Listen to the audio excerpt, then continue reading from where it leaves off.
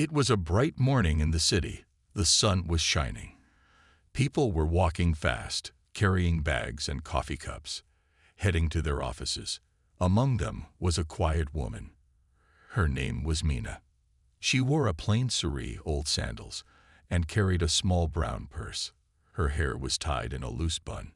Nothing about her looked special. She looked like any middle-aged woman going to pay a bill or ask for help. But Mina had a goal. She was not here for help. She was here for something big. She walked into Syrian Bank, the largest and most powerful bank in the area. The building was tall and shiny, with glass doors and gold letters. People in suits walked in and out confidently. Inside, the bank was cold and silent. The air smelled like strong perfume and new money, marble floors, security cameras, and people staring at screens. Mina walked in slowly and stood near the entrance. No one greeted her. The security guard looked at her from head to toe.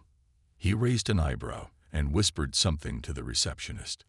The receptionist looked at Mina and giggled. Mina didn't react. She calmly walked to the token machine and took her number. Then she sat down on a bench. 10 minutes passed. People came and went. Some were in a hurry. Some were angry. But Mina sat still. Her eyes looked around the bank, studying everything. Finally, her number was called. She walked to counter 4, where a young man in a black shirt was talking on the phone. He looked at her and frowned. "Yes," he said quickly. "I would like to speak to your manager," Mina said politely. The man raised his eyebrows. "Why? Do you have an account here?" Mina nodded. "Yes." "Then why not speak to me? I need to discuss something private. It's about the ownership of this bank." The man laughed loudly. A few people turned their heads to look. He hung up the call and said, "Ownership? Are you lost, ma'am? Do you know where you are?" Mina stayed quiet for a second. Then she said softly, "Please tell your manager Mina Kumari is here. He'll understand." The man rolled his eyes and walked away. In the manager's cabin, Mr. Roy, the branch manager, was sipping tea. The staff member entered and laughed. "Sir, there's a strange lady outside. She says she wants to talk about ownership." Mr. Roy looked confused. "Ownership? What nonsense. She says her name is Mina Kumari." Mr. Roy stood up. "Mina Kumari? Never heard of her. Should I ask her to leave?" No. Let's have some fun," Mr. Roy smirked. He walked out of his cabin and saw Mina standing quietly near the counter. He walked up to her with a fake smile.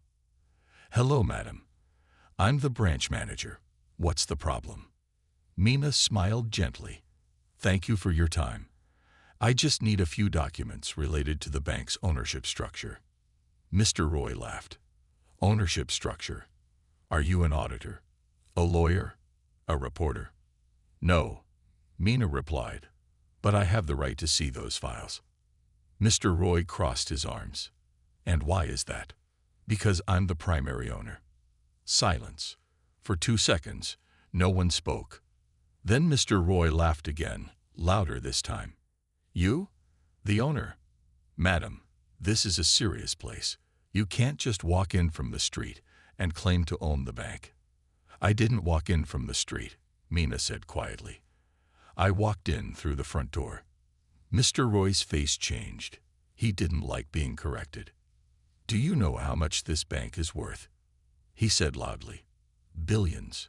It's not a tea stall." More people had started listening now. Staff, customers, even the guards. Mina's voice stayed soft but strong. "I know exactly how much it's worth. I've been keeping track." "Okay, madam," Mr. Roy said, now mocking her. "Then maybe you can also tell me the name of the chairman." "Of course," she said, "but I'd rather not waste time. I'd like you to call your head office. Tell them Mina Kumari is here." Mr. Roy smirked. "Fine, but when they don't know you, don't blame me."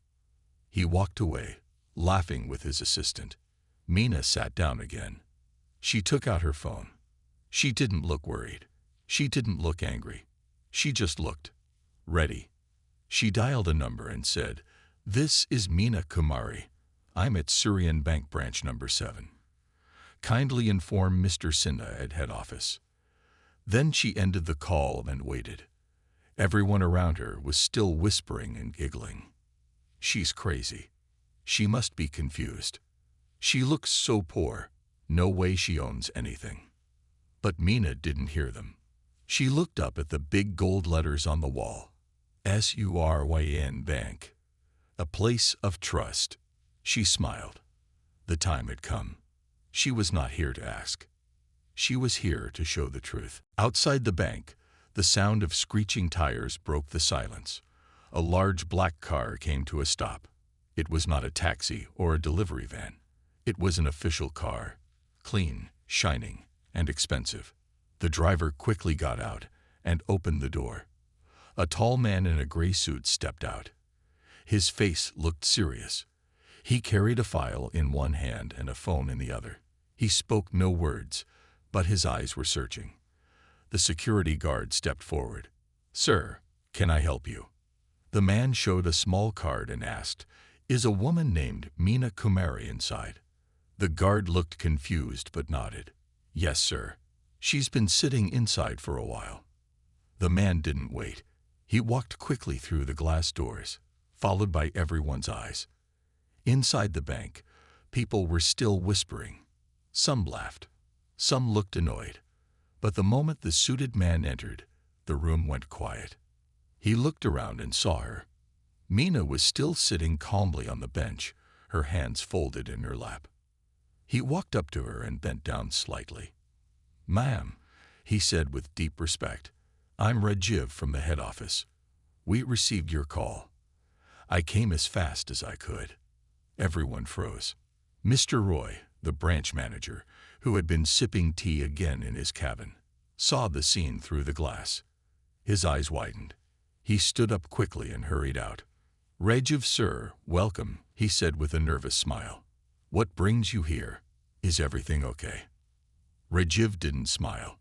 He turned to Mr. Roy and said, "I need your office. Now." Mr. Roy looked shocked, but nodded. "Yes, of course. Please." He tried to act friendly, but sweat had started forming on his forehead. Rajiv turned to Meena and said, "Ma'am, please come with me." Meena stood up slowly and walked with dignity. As they walked past the customers and staff, no one laughed now. No one whispered. Everyone just watched. In the office, Mr. Roy pulled out a chair for Rajiv and tried to do the same for Meena, but she politely waved her hand and remained standing. Rajiv opened the file in his hand. "Sir," he said, looking at Mr. Roy, "I believe you received Ms. Kumari here earlier today." Yes, Roy said quickly. "I mean, she came in, but she said strange things. Ownership, bank files, you know. I didn't know who she was, of course, so I—" Rajiv interrupted. "Did you treat her with respect?" Roy looked nervous now. I thought she was just a regular customer." Rajiv turned to Meena and gave a small nod. "Ma'am, would you like to speak first?" Meena didn't raise her voice. She didn't point fingers. She simply opened her purse and took out a paper. She handed it to Rajiv. It was a certificate of majority ownership, showing that Meena Kumari held the highest share in Syrian Financial Holdings. Rajiv took out another paper, a board letter. He read aloud. "As per the decision taken by the board of directors last quarter, Meena Kumari is now the principal shareholder of Syrian Bank and holds full authority over executive-level appointments and terminations at any branch." Mr. Roy went pale. He grabbed the edge of his desk for support. I didn't know," he whispered.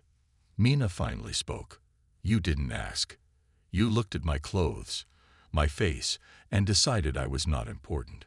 Her voice was calm, but every word was heavy. "You judged me before I even spoke." Mr. Roy stammered. I'm sorry, madam. I truly am. If I had known." "But that's the point," she said softly. "You shouldn't have to know someone as powerful to be kind. Respect should be given to all. The silence in the room was thick. Mr. Roy had no answer. Rajiv turned to him and said, "Effective immediately, your conduct will be reviewed. Until then, you are relieved of duty." "No, please," Mr. Roy began, but Meena raised her hand gently. "I'm not here for revenge," she said, "but I won't allow a person like you to represent my bank." She turned to Rajiv. "Call a meeting with the branch staff. I want to speak to them all." "Yes, Mom," he said, already pulling out his phone. Outside, the news was already spreading. The woman owns the bank. She's the big boss. No wonder she didn't look scared. One of the young women who had laughed at Meena earlier now stood near the entrance, looking ashamed. 10 minutes later, all staff members stood in the meeting room. Meena walked in. The same woman who they had ignored earlier now stood in front of them, with power, with respect, and with purpose. She looked at them all and said gently, "I came here not to fire people, but to open eyes. This bank is built on trust and dignity. From today, no one, rich or poor, will be treated differently. We will build a culture of kindness." She paused. "Because I was once treated just like you treated me today, and I promised myself I would return one day, not for revenge, but for change." The room was silent. And then, slow claps started. One by one, everyone clapped, not because she owned the bank, but because she had earned something greater: respect. The city looked quiet that night. Streetlights glowed like soft stars on the road. Far away from the tall buildings and shiny offices, in a small 2-room flat, Meena Kumari sat alone. She had taken off her sari and changed into a simple cotton nightgown. The apartment was clean, but very small. A fan turned slowly above her. The sound of traffic was faint. She opened an old wooden box from under her bed. Inside were a few papers, some letters, and an old worn-out diary. Her hands touched the diary gently, like it was a living memory. She opened the first page. A photo was taped there. It showed a younger Meena, 25 years ago. She wore a blue janitor's uniform and stood outside Suryan Bank. In the picture, she looked tired but hopeful. She smiled sadly. So much had changed, and yet she still remembered everything. Flashback begins. 25 years ago, Meena was a single mother with no money and no help.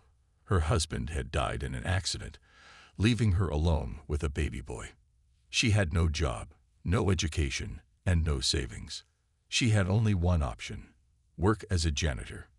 She took the job at Suryan Bank, not because she wanted to, but because she had to survive. Every morning at 5 a.m., she would clean the bank floors, wipe the glass, and empty the trash cans. No one spoke to her. No one looked her in the eye. She was invisible. The managers treated her like a burden. Once, when she asked for a day off because her son had a fever, the supervisor said, "Your problems are not the bank's problem. Do your work or leave." Meena had wiped her tears and cleaned the floor anyway. But even as she cleaned, she observed. She watched how people worked, how money moved, how files were signed, and how customers were treated. She listened quietly, never speaking unless needed. After her shift, she would sit near the exit for 5 minutes. She had a small notebook. She wrote down everything she had learned: banking terms, customer behavior, the language of finance. It made no sense at first, but slowly, it started to.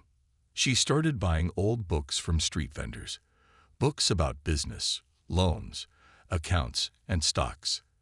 At night, after feeding her son, she would sit under a dim bulb and study while the world slept. Years passed. Her son grew. Her mind grew too. Then one day, a small opportunity came. One of the staff members forgot a file. Meena found it on the floor. She cleaned it, fixed the torn corner, and returned it directly to the manager's cabin. The manager looked surprised. "You know this is a high-level file, right?"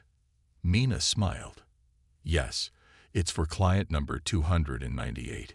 He came yesterday. He wanted a business loan for his tea factory. The manager blinked. How do you know that? Mina replied softly. I listen. I learn. That moment changed everything. The manager didn't say anything that day. But the next month, he told the HR team, she deserves a chance. Test her. They laughed. The janitor, seriously. But the manager said, trust me, just try. She was allowed to take a basic office assistant test. She passed. Within a year, she was working at the front desk. Within 3 years, she became a junior account assistant. People were shocked. Some mocked her. Some admired her. But Mina stayed focused. She saved every rupee she could. She studied more, worked harder, and slowly started investing in small shares of the bank. One day, she used all her savings to buy a small piece of ownership, just 0.2%. No one noticed. It was too small. But she kept buying more, silently, slowly, year after year. 20 years later, Mina Kumari owned 51% of Syrian Bank. But she never showed off.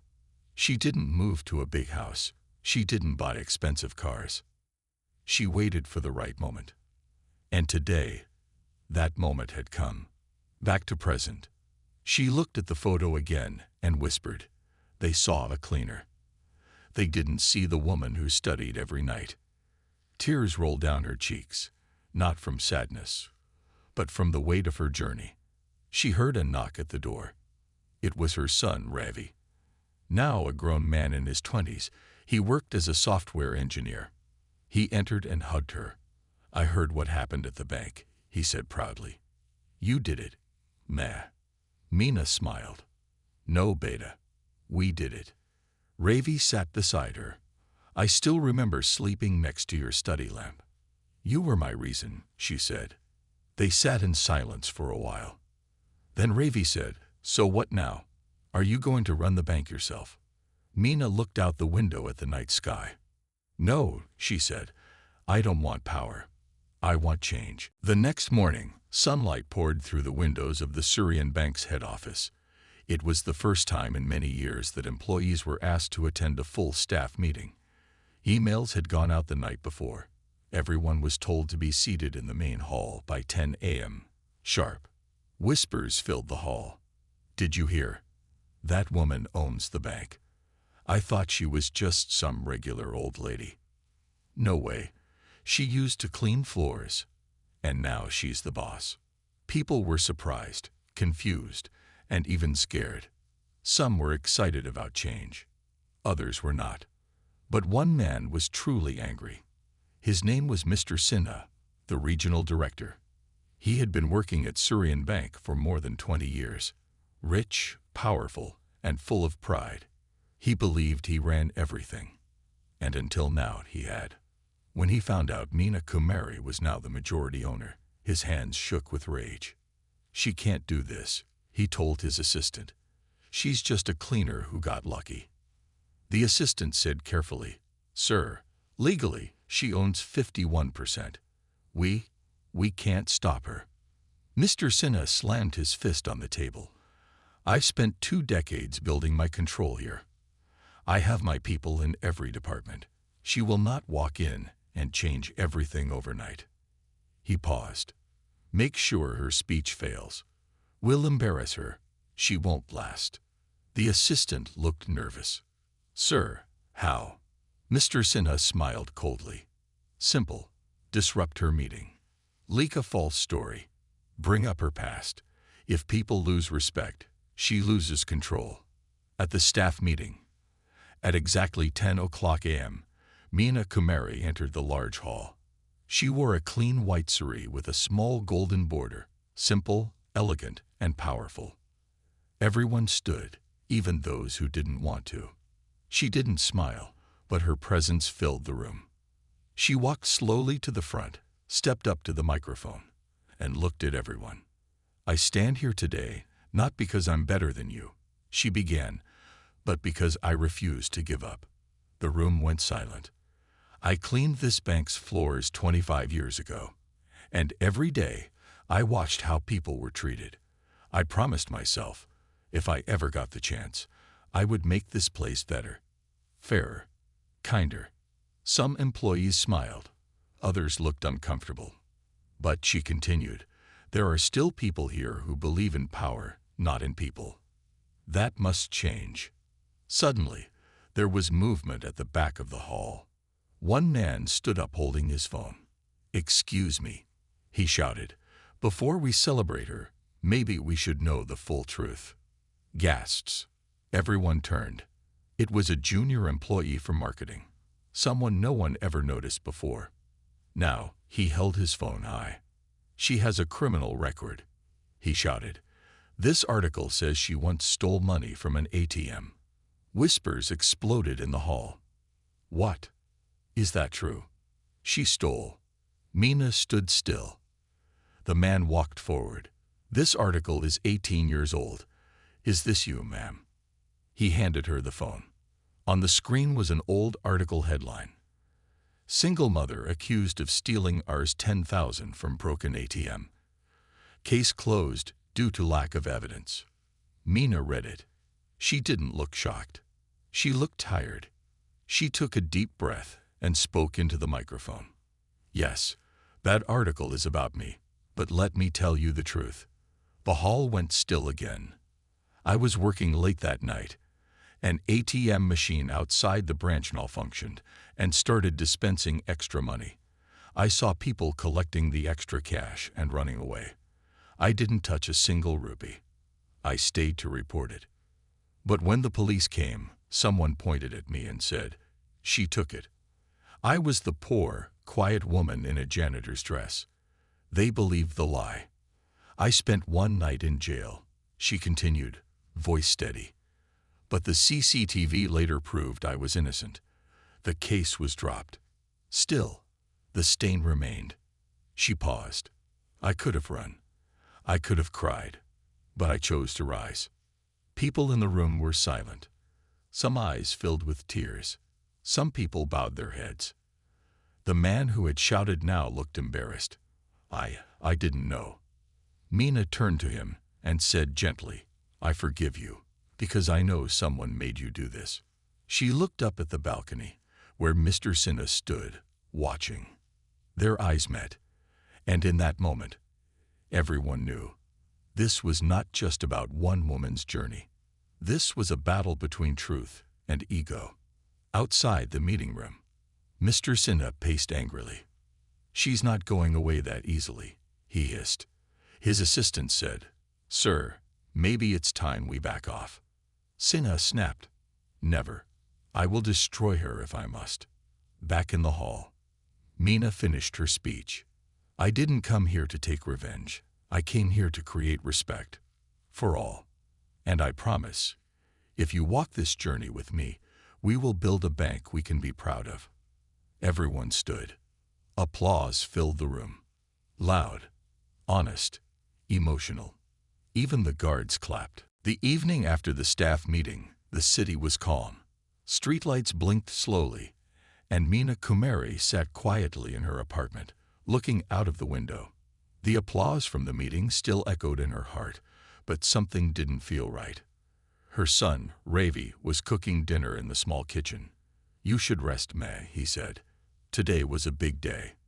Mina gave a soft smile. "I will." Just thinking. But deep inside, she felt something. A strange weight, as if a storm was coming. And she was right. Somewhere in the city, in a dark office filled with cigar smoke, Mr. Sinha ended a call and sat back in his chair. His face was full of anger. "She thinks she's won," he muttered. A man stood across from him, tall, wearing a leather jacket, ice cold as ice. Mr. Sinha smiled. "I called you because you know her better than anyone. You know her history, her weakness." The man didn't speak. Sinha leaned closer.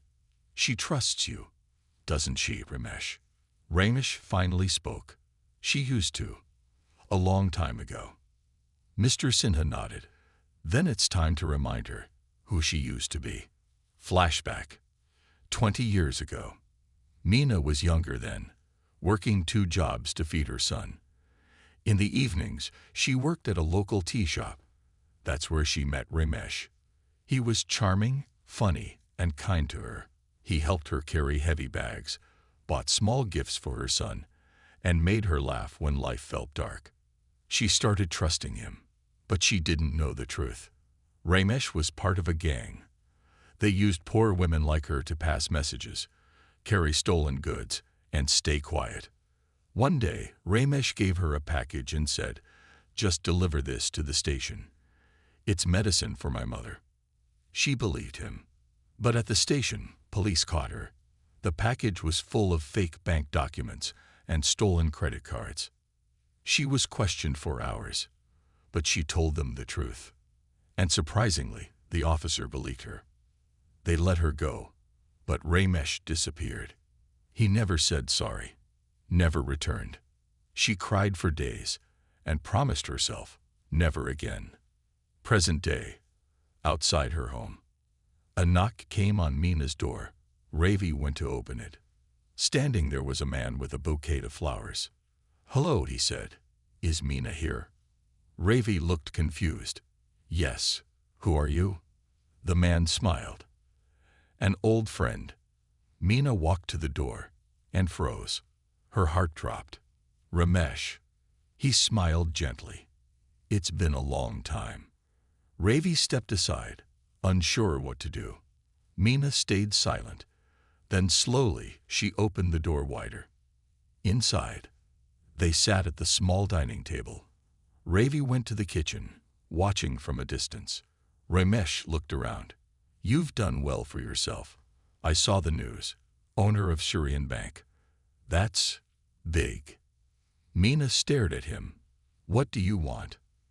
Ramesh leaned in. "Peace. Forgiveness." Mina's hands tightened. "You used me, lied to me, left me to take the blame. Why are you here now?" He didn't blink.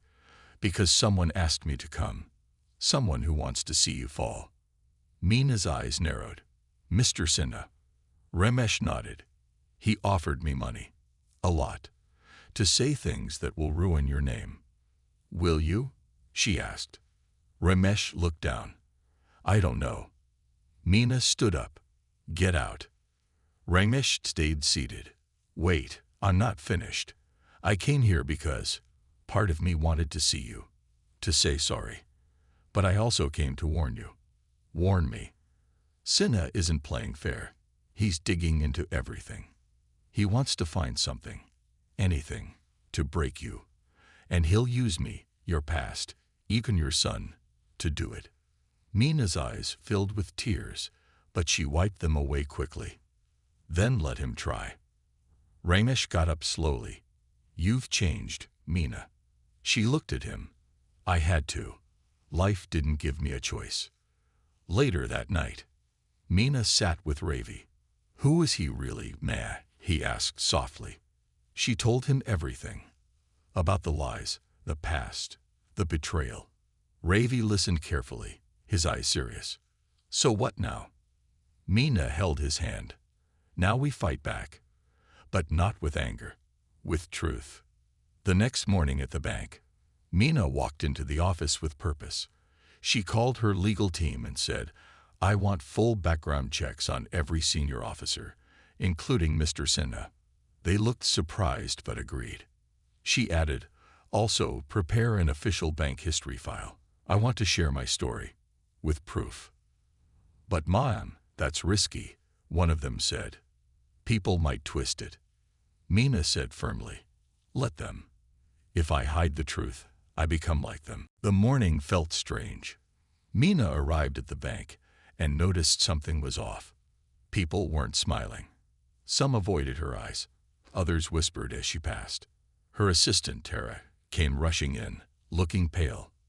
"Ma'am, you need to see this." She held up her phone, screen glowing with breaking news. Breaking NEWS. Bank owner Meena Kumari accused of fraud. Shocking allegations from her past. A news anchor's voice echoed. Meena Kumari, the current owner of Syrian Bank, is under fire. Documents suggest she may have been involved in illegal money transfers years ago, before she became the bank's majority shareholder. The anchor continued. Sources claim she once worked with a criminal named Ramesh, who now admits she helped him smuggle stolen assets. Meena froze. The room went silent. The office reacts. Is this true? Someone whispered. She lied to us. Everything was fake. One by one, staff started doubting. Even Mr. Desai, the older manager who had clapped for her during the meeting, walked away quietly. Meena felt something deep in her chest. Not fear, but pain. She had worked so hard for this respect. Now one false story was burning it down. Back at home, Meena sat on the sofa, the news playing again and again. Even news websites were using her old picture, the one from her arrest 20 years ago. A mugshot. They never showed the truth behind it. Ravi entered the room, angry. Ma, who did this? I know this is Sinha. He's scared of you. Meena nodded slowly.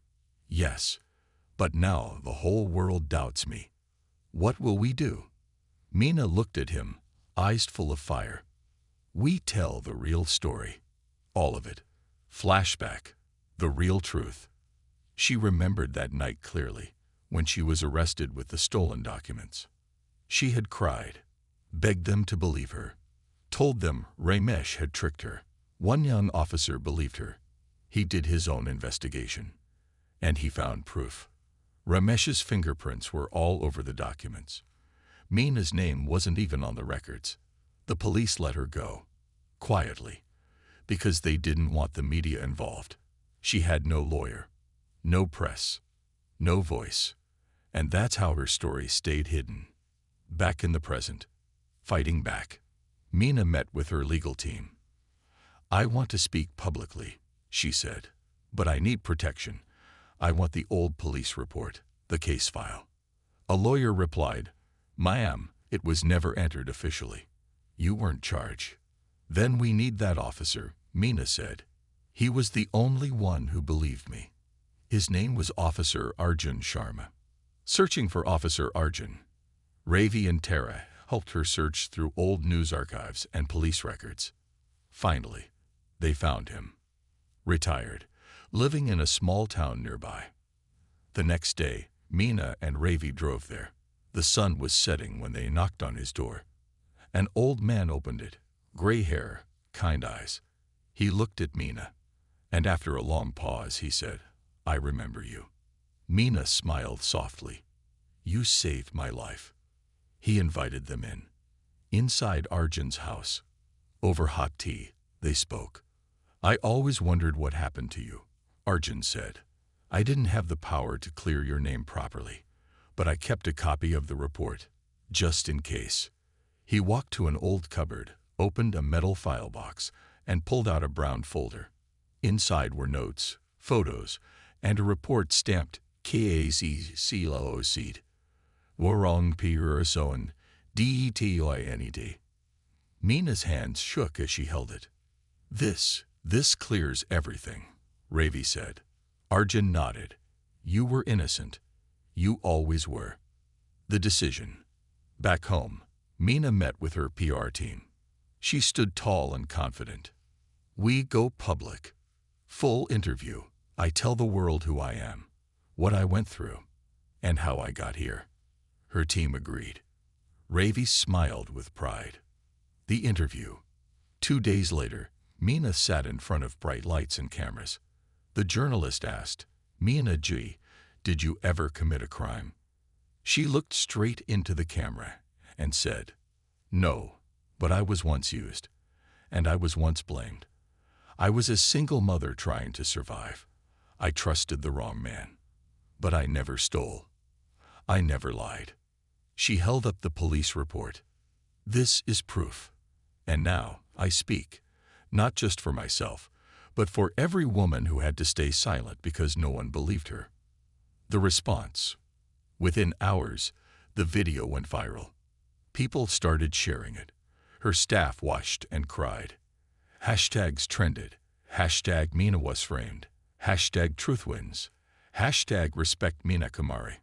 Even some journalists apologized for their earlier coverage. Mr. Sinha saw it all, and for the first time, he looked scared. Meena woke up early. The morning was quiet, but her heart wasn't. She looked at the clock, 7:00 a.m. In just 2 hours, the board meeting would begin. And in that meeting, the other directors would vote to decide whether she could stay as the owner of Syrian Bank. She got up, wore her simple blue saree, and tied her hair back. She looked in the mirror and whispered, "Whatever happens, I won't bow down." The secret meeting. The boardroom at Syrian Bank was filled with silence. The air felt heavy. One by one, the directors entered, some serious, some nervous. Mr. Sinha sat at the end of the long table, dressed in a black suit, eyes cold. He welcomed everyone with a fake smile. "Thank you for coming. Today, we must decide what's best for the bank's future." Everyone knew what he meant. He wanted Meena removed. She has damaged the bank's name. Sinha began. The public may be supporting her now, but we have to think about shareholders, about profits. She is not stable enough to lead us. A few directors nodded slowly. She went viral on the internet. One man said, "But that doesn't clear everything." Another whispered, "She used to be poor. What if more secrets come out?" Sinha smiled inside. His plan was working. Outside the boardroom, Meena waited outside with Ravi and Tara. "Do you think they'll vote against you?" Tara asked. Meena breathed deeply. "Some will, maybe most." Just then, a security guard walked up to her and said, "Ma'am, someone is here to see you." A tall woman stepped forward, wearing a government uniform. Ravi looked surprised. "Who is she?" The woman held out her ID. "I'm IAS officer Aisha Khan, special advisor to the finance ministry." Meena looked confused. "Why are you here?" Aisha smiled. "To return a favor." Flashback. Years ago, a young Aisha had been struggling. She was smart, but poor. She had come to the bank, asking for a small student loan. Everyone rejected her, but one clerk took her seriously. That clerk was Meena Kumari. Meena had helped her fill a form, guided her through each step, and even spoke to the manager to approve her loan. Aisha remembered Meena's exact words. "Study well, Beta. One day, you'll change the system." And now she had. The meeting interrupted. Just as the vote was about to begin, the boardroom doors opened. Everyone turned. Meena walked in, tall and proud. Behind her was Officer Aisha Khan. Sinha's smile disappeared. "Excuse me," he said sharply. "This is a private meeting." Aisha stepped forward and placed a file on the table. "I am here on orders from the finance ministry. Before you vote on removing Meena Kumari, you must see this." She opened the file. Inside were 3 documents. A certified police report clearing Meena of all past charges. A legal notice warning Mr. Sinha about the spread of false information. A financial audit showing how Sinha had made unauthorized personal profits from the bank. Gasps filled the room. One director stood up. "Is this true?" Aisha nodded. "If you remove Meena, the ministry will launch a full investigation into this board, into this bank." Now Sinha looked nervous. He tried to speak, but words wouldn't come.